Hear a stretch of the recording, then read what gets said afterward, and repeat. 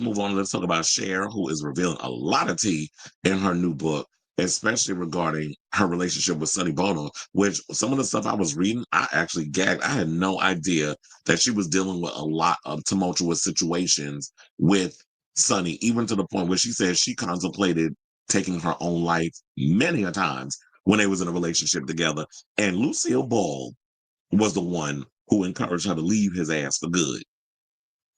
So let's get into the story. So um basically she revealed he took all her money. This is what she told the New York Times in an interview about the book, adding that she was not immediately aware of her financial situation and that she trusted Bono at the time. She said, I just thought we're husband and wife. Half the things are his, half the things are mine. It didn't occur to me that there was another way. To this day, I wish to God I could just ask, son, at what point during the day did you go, yeah, you know what? I'm going to take her money?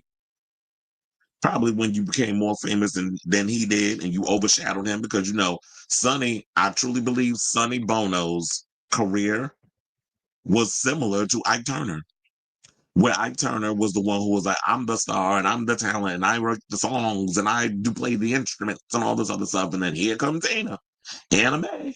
Here you come Anime up in there with that strong voice and that overbearing personality and that gorgeous silhouette and the wigs and all the other stuff. And everybody was living for her. The men, the women, the homosexuals, and everybody in between. And he became envious of that. So I feel like Sonny's mentality mirrors Ike in a lot of ways, especially during the time when they all came up at the same time in the 60s. And also, Sonny was too damn old to be with her because she was, I believe, 15 or 16 when she met him, and he was damn near 30. So the way we look at it now is that he groomed her.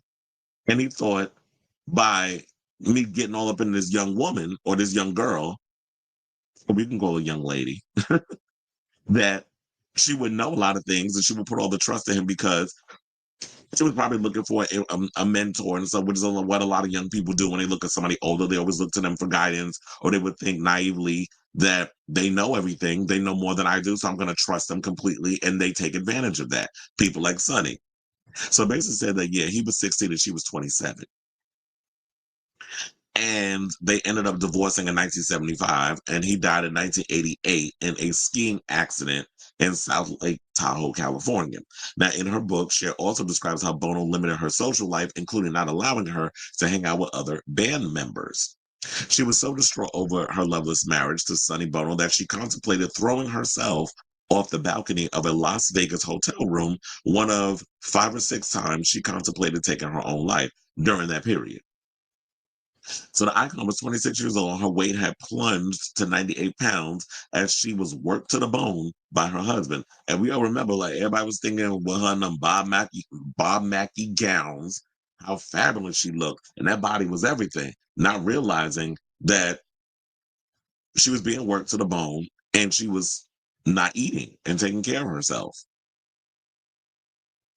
They said she reached her tipping point in October of 1972, while the couple who found fame with their mega hit "I Got You, Babe" in 1965 was in Las Vegas performing 2 gigs a night in the Sahara Hotel's Congo room. So then she was already exhausted when she was told that Sonny signed a new contract for them to perform at Caesar's Palace in Vegas every summer for God knows how many years, Cher writes, even as they were still taping their hit 8 CBS show, The Sonny and Cher Comedy Hour, and raising their young child.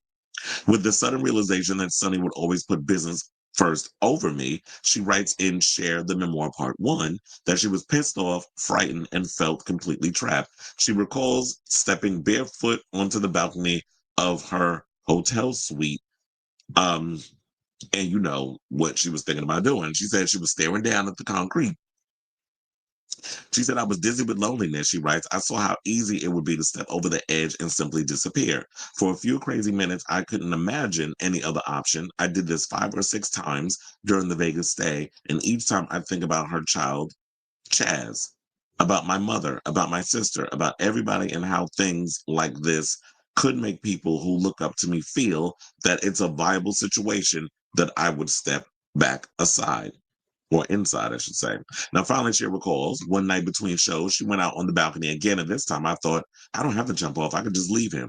So it was a flirtation with a guitarist in her band that gave her the final push to leave Sonny, the man she met when she was 16 and he was 27. The night she confronted her husband and told him, I want to sleep with Bill. She actually didn't mean it, but Sonny, who she claims was so controlling that she was banned from wearing perfume, hadn't listened to her previous pleas to let her go. She said the silence was deafening. Then Sonny said, how long do you think you'll need?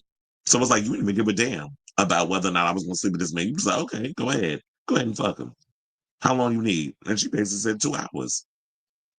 Sonny left while Cher cried on Bill's shoulder. So the next day, this is what his shady ass did.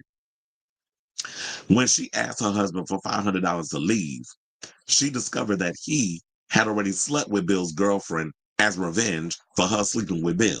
Now, she never really slept with him. She just basically did that to get his damn attention to see. And this is what a lot of women will do. Like, they don't mean that they're going to cheat, but they want to see and test you to see how you would react. And he basically was like, okay, go ahead. You wanna sleep with him? Go ahead and do it. And so she was pissed off because it's like, does this man even love me? No, you looked at her as nothing more than a damn cash cow. And you was gonna work her to the bone like she was your damn slave. And you was her master. And then you went and cheated with the girlfriend. And she was a willing participant. Probably because you went and probably told her, oh well, Cher done slept with your man, so let's get back at them and let's, you know, have sex with each other. So then she flew with Bill to San Francisco, followed by private detectives sent by Sonny, where they checked into a hotel and had unbelievable sex. So at this point, she's like, you know what? If you can't beat him, join him. Well, since you already got me out here being all accused of hunching this man, I'm gonna do it for real now. So they also said, she said, I knew then that I would never have sex with Sonny again. The two made a deal that they could live in their Malibu house on the weekends, and she didn't have a bank account of her own, receive a $5,000 a month stipend, but keep their split a secret while they continue to live together during the week and star on their hit show. Tension so often when at the mansion. Sorry, tension softened within their mansion, and as the two became friends again, Sonny surprised her at breakfast one morning, saying, after you went off with Bill that night at the Sahara, I seriously thought about throwing you off our balcony. He laughed as he told her he figured he could plead insanity and get 7 years in jail before they released me. Then I'd get a book deal in my own show. You see, even back then, they were thinking in this way. And now when you look at it, you see people do that. You commit a crime, you get a reality show, you get to write a book. Look at Gypsy Rose Blanchard. Already got a reality show coming out, and she got a damn book, and she knocked up. And allegedly, her man and her are no longer together. So now you about to be like Kim Kardashian, who you had on who she had on Keep It Up with the Kardashians, or whatever the name of that tight ass show is. And now she a baby mama. Allegedly, because they said that they broke up. I don't know if it's necessarily true, but that's the word on the curb. Now let's get back to Cher, because we don't care about Gypsy, unless it's the Gypsy we talking about on Broadway.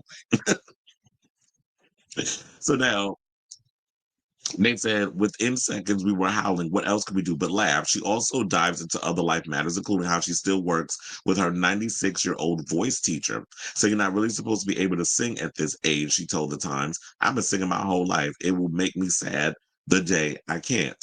So, the book is out. And she said writing this memoir exhausted her. But part two is set to come out sometime next year. So that's all the tea. It sounds pretty juicy. And you know what? I'm definitely looking forward to getting this book and reading it. I don't want to read any more or get more into it, even though we do have another story coming up, which is from the book that we're going to get into right after this. But yeah, reading about all this, like I feel like, what, Cher has been around for what? Like 60 years, almost 7 decades, 6 decades, 7 decades. I was trying to count it in my head. So she's been around for like, yeah, a good 6, 7 decades. So she's got a lot. And that's another one who is like, Cher's life story cannot be a 2-hour movie. I need Cher's life story to be made into a series as well. But the question remains, who would be good to play her? If y'all have any ideas, definitely drop that down in the comments below. And also, also want to hear what you guys think about what I just read to you from her book in regards to our relationship with Sonny Bono. And I'm sure there's way more up in there that we could read up on that the article didn't touch on. But I definitely want to hear from you guys what you think of this story, whatever your thoughts are. And have you read the book yet? Let me know in the comments down below.